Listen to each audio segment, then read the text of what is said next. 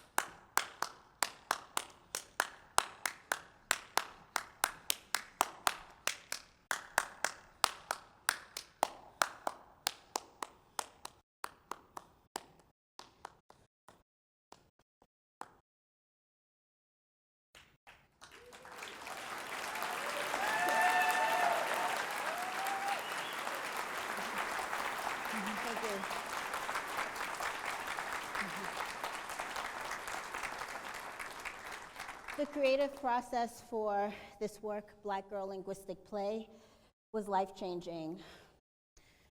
We showed this as a work in progress last season before I premiered it, and we asked our audiences before actually showcasing the work one question.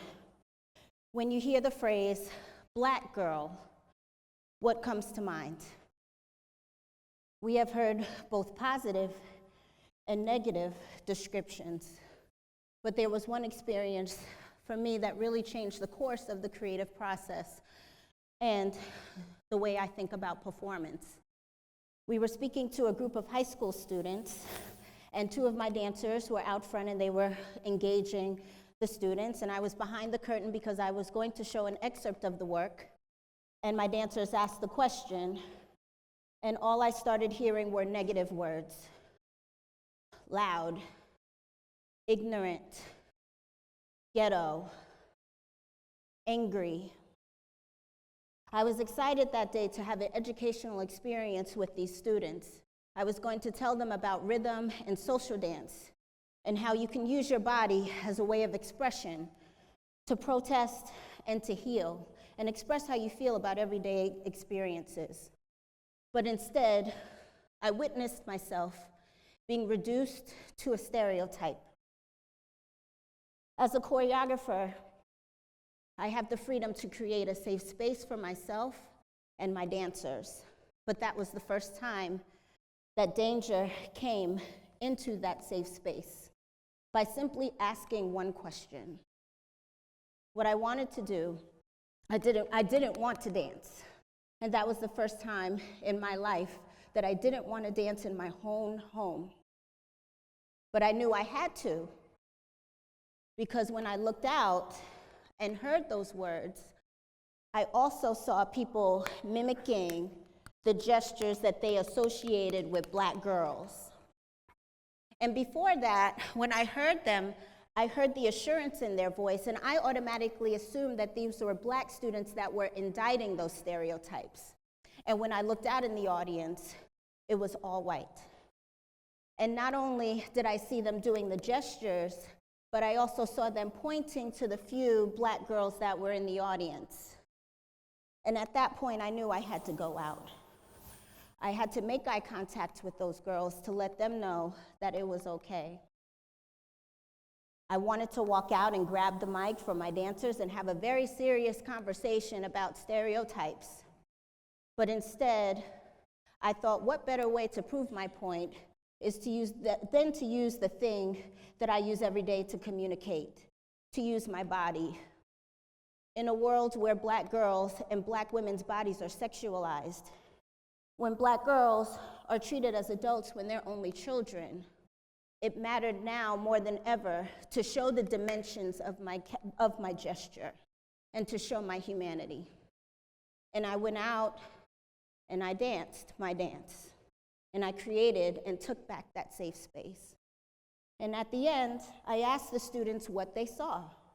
And they said they saw play, they saw social dance, they saw jump rope and double dutch.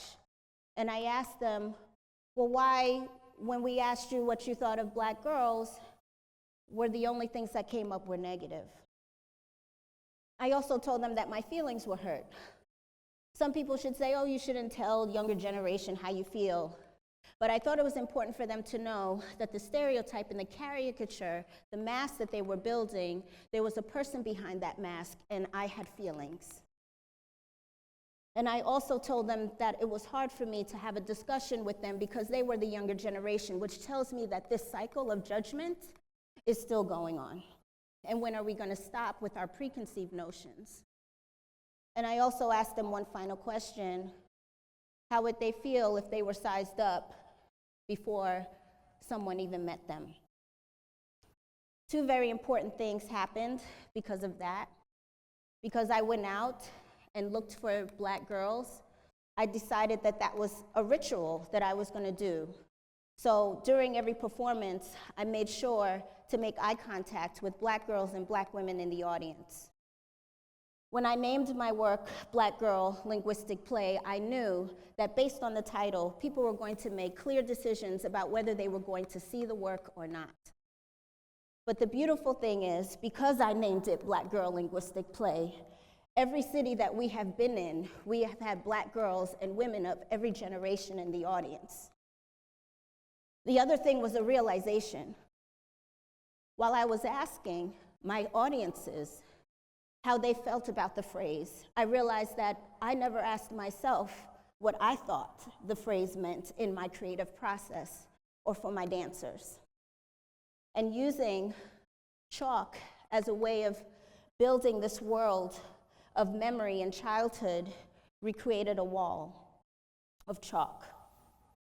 And for me, when I look at this wall, it shows our dimensions and it shows our humanity. In the beginning of creating this work, I said I wanted there to be a duality. I wanted there to be something that was culturally specific and for Black girls everywhere. But I also wanted it to be a universal theme.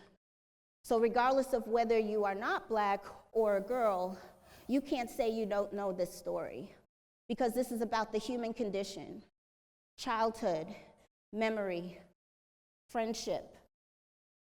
What does it look like to see your story reflected in a body that does not look like your own? And what does it look like to see a Black girl's story through her gaze and not the gaze of the media? Actually, 2 days ago, I was teaching at Brandeis University, and one of the students asked, how do you do it? How do you put on earrings in front of people knowing that on your body, people consider that or perceive it as ghetto, but on someone else's body, it might look chic? How are you able and confident to do the gestures knowing that they are caricatured? And I told her a story about, we were teaching during the summer in New Orleans, and I was working with a group of students, and I was having the worst day. I'm sure everybody knows that day when you just don't want to do it and you are just really feeling down. But I had to do what I had to do, and I had to teach, and I did. And afterwards, a young Black girl, maybe about 9 years old, she came up to me and she asked me for a selfie. And I said, sure. And I took the picture, and she walked away, and she looked down, and when she looked up, she looked at me, and she looked at me the way I used to look at someone that I looked up to. And that's why I do it. That's why I thrive, because I have the platform to tell her and to tell Black girls that their dimensions are more than what are seen, that they're not caricatures, that their rhythms are skillful and precise. And I have the opportunity to claim my culture and lift it up and say it is art, because it is. One of the things that I love as a choreographer is character work, creating narrative and arcs, and unpacking what that means for myself. But the most challenging and rewarding role that I have ever had to play in my life is being myself. Showing my humanity now is my greatest intention, and I hope with this work I contribute to breaking down stereotypes. Black girl, linguistic play, the language of the body, and the play that I have forgotten at one point because I, as an adult, had been fighting between the angry Black female trope and the strong Black female trope. And what does it mean for a Black girl to take back her story? Thank you. I think we have to chat. Thank you.